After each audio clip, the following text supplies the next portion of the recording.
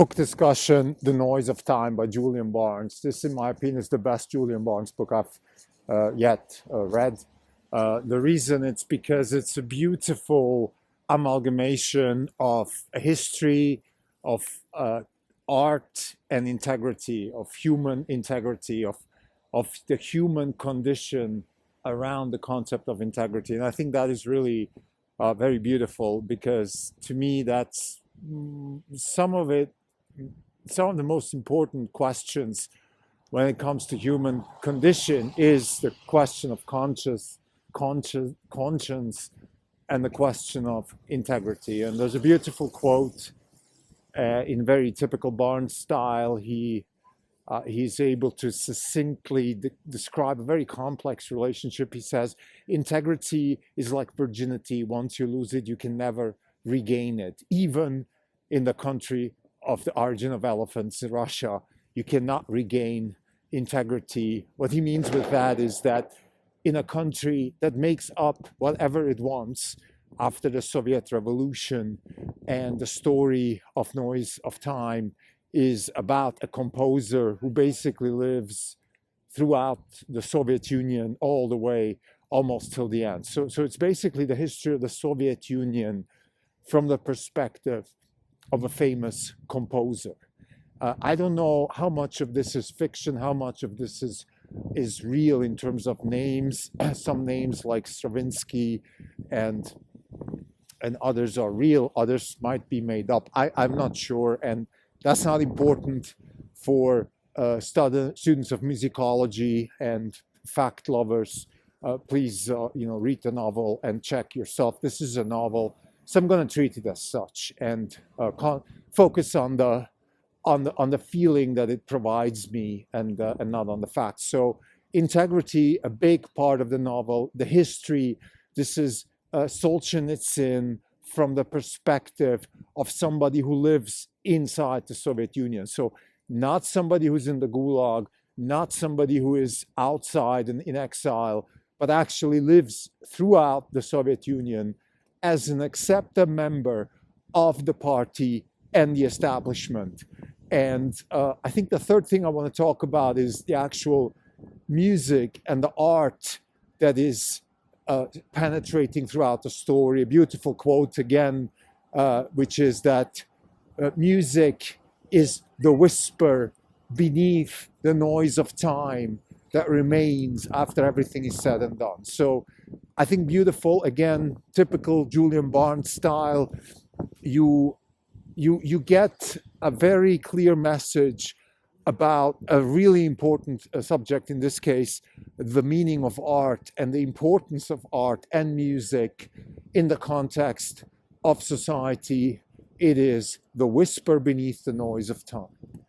This is not even a podcast. It's January 8th, 2025. This is Krim Telco. For the day, the fund is up roughly 1%. The market is flat. For the year, we are flat. The market's flat. The market is still open. These things are subject to change. Book discussion, Julian Barnes, The Noise of Time. Like I said, I'd like to talk about three main subjects here. One is the history depicted in the book from the perspective of a composer. Second, the music and art ideas that are proliferating throughout the book. And third, the concept of integrity and conscience. So let's start about the history. I think, like I said in the prelude, this is basically, it reminds me of Solzhenitsyn. So this book writes about, from the perspective of a composer, and it actually starts with a scene that you might expect from somebody living in the 1930s in Russia. And the scene is that he is basically about to be taken to an interrogation room in the big house. I think it's the Lubyanka, basically the house where the KGB was interrogating people.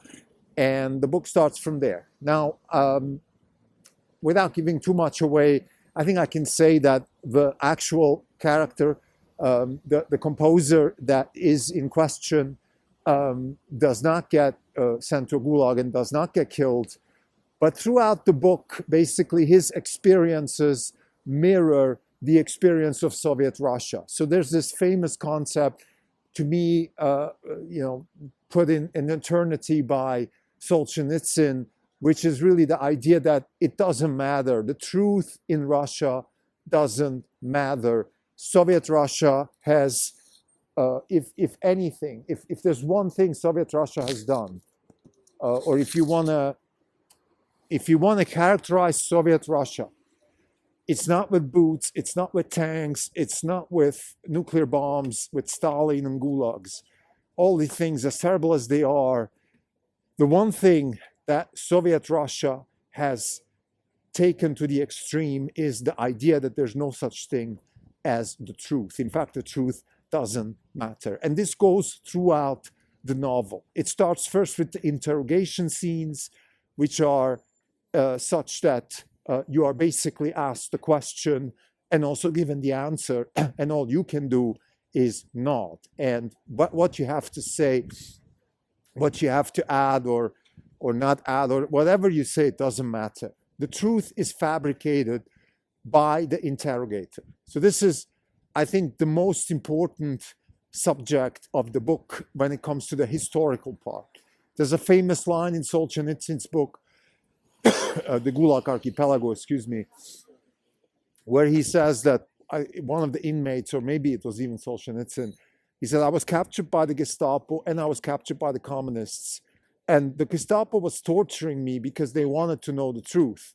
The communists didn't care. The communists just tortured me for the sake of torturing me, and then basically fabricated the truth. There's another line in the book, he talks about this quite a bit, which is irony. Now, irony, according to the novel, and I think I completely agree with it, irony is actually the way you deal with a situation like that.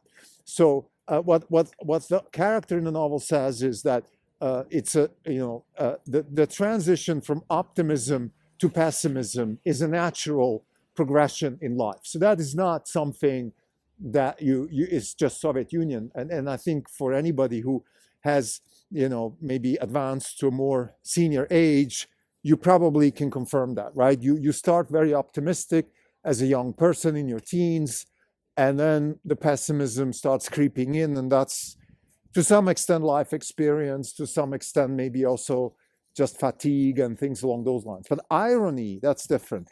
Irony is the tool by which you actually deal with this intolerable concept of fabricated truth. And then there's another line in the book that I like a lot, which is that sarcasm is irony when it's lost its soul. So as long as you have irony, you have a certain soul, like you somehow still are alive, in a sense that irony keeps you human. Sarcasm is the end. That's kind of the way I understand the statement, and I completely agree. So, just as a tangent, we had during the extreme woke times in the United States, hopefully those are past, but when people were getting canceled and this wokeism was going to the gazoo, we had lots and lots of irony throughout the intellectual sphere of the United States, whether it's on social media, in comedian clubs, movies, wherever you were able to express your disapproval of wokeism, the irony was always very sort of, in your face. So irony is the tool by which you deal with fabricated reality. And I think this comes across in this book. So as a summary of the history of the Soviet Union from the perspective of the main character, it's a history of cult of personality under Stalin. It's a history of people who take power in their own hands and decide what is and what isn't. There's this continuous revolving character, which the author calls the power. And the power is not human. There's a line in the book where he says that the composer, he's not afraid of the person. He's afraid of the power. He refers to Stalin. So he's not afraid of Joseph Stalin, but he's afraid of the power. The power is above humans. It's dehumanized. It's above humans. And this, to me, also reflects in a very direct way how I feel Solzhenitsyn described the Soviet Union. Again, I think this book is certainly leaning on Solzhenitsyn. I don't know exactly how Julian Barnes came across Solzhenitsyn. He's mentioned in the book several times. I think Barnes must have read the Gulag Archipelago. And there's definitely a lot of allegories borrowed from Solzhenitsyn, because I'm pretty sure that that Barnes didn't live through the Soviet Union. So he must have borrowed from Solzhenitsyn. It's very authentic, because I think it comes from Solzhenitsyn, in my opinion, maybe the greatest author of the 20th century, because he showed with the pen how tyranny works. That's it. That's all there is. I don't think you need to know more, because once you read this, his books, you know how tyranny works. You have the choice. Because if you don't know, you might be tempted to like it. And there's another scene in the book where the author talks about Sartre and other people who sympathized with the Soviet Union. And clearly, if you didn't know, you might actually have sympathized with the system, which totally derailed because it was denying the truth. And when you do that in society, you end up in tyranny. The second thing I want to talk about is the music aspect of, actually, no, let me talk about integrity. This is probably a better segue. So, integrity is like virginity, once lost, not recoverable. So the author the main character, the composer, loses his integrity several times throughout the book. There's a couple of artistic games played here. For example, there's a certain harmony. Every 12 years something happens. There's a line in the book that says, "My life was always not intact with the metronome." So there's, allusions allusions to the metronome, to music, to harmony, to being intact and out of tact, and things along those lines. I think that's just the artistic, skill of Julian Barnes. But you get the picture, right? You get this person that kind of lives out of lockstep with society. And that's not because he's not able to capture the rhythm of society. It's because communism, like again, a quote from the book, is built with the wrong metric system. Some things should be in meters, instead they're in centimeters, and vice versa. So communism is an edifice built with the wrong metric system, and therefore unbearable for humans, like basically inhuman. And that's what communism is. And I think it goes back to Solzhenitsyn's main claim, which is a fabricated reality, an engineered reality, just doesn't work. And integrity, as the main character loses his integrity, he actually kind of questions the purpose of life. So there's a very fine line between losing your integrity and losing your life. And again, there's a couple of allusions in the book towards suicide, towards not worth living if you lose your integrity. And I want to leave this question open, because I have never been in a situation where I was asked to compromise to the extent that this person was compromised, and that I haven't had to live in a place like the Soviet Union. But what I can say is that I'm living right now in still woke-infested California, and I must say that there are some instances when the question of integrity comes up. And I don't want to go into details now, but I can just say that to me, it's definitely a life and death question.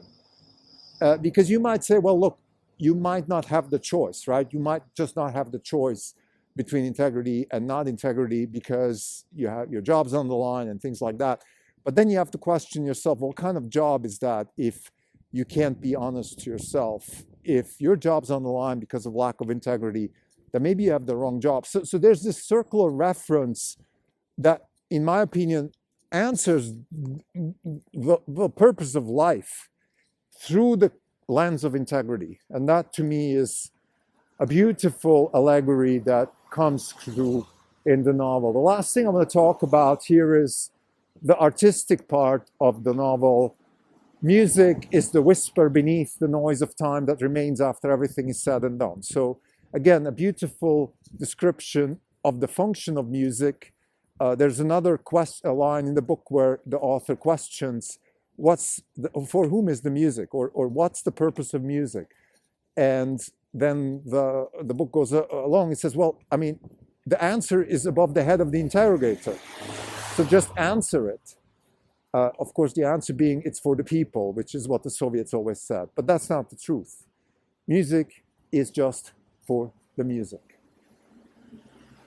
There is another line in the book where it says, once all the words are said, there is only room for music. And once all the music is played, there is only silence. And this brings me to Glenn Gould and his enamored relationship with silence, which is definitely part of music. Silence and music are two sides of the same coin. I think most importantly, what comes across here, and this is a tangent now, I've been thinking a lot about music lately. Maybe my father died and somehow you start thinking about music, because music is the resonance with the universe. And when somebody dies, that's where you see them, somewhere up in the universe, and maybe you connect with them through music.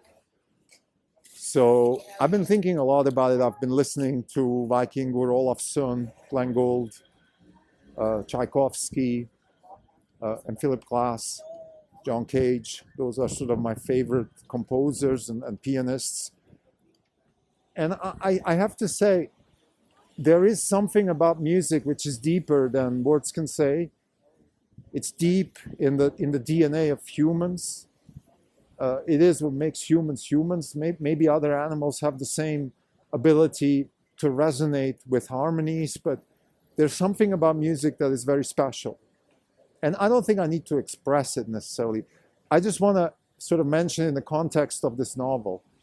Again, music is the whisper beneath the noise of time that remains after everything is said and done. So whatever remains. And there's a beautiful line in Vikingur Olafsson's interview with Rick Rubin, where he talks about the Goldberg variations that Bach wrote and how they were actually not really important during his time.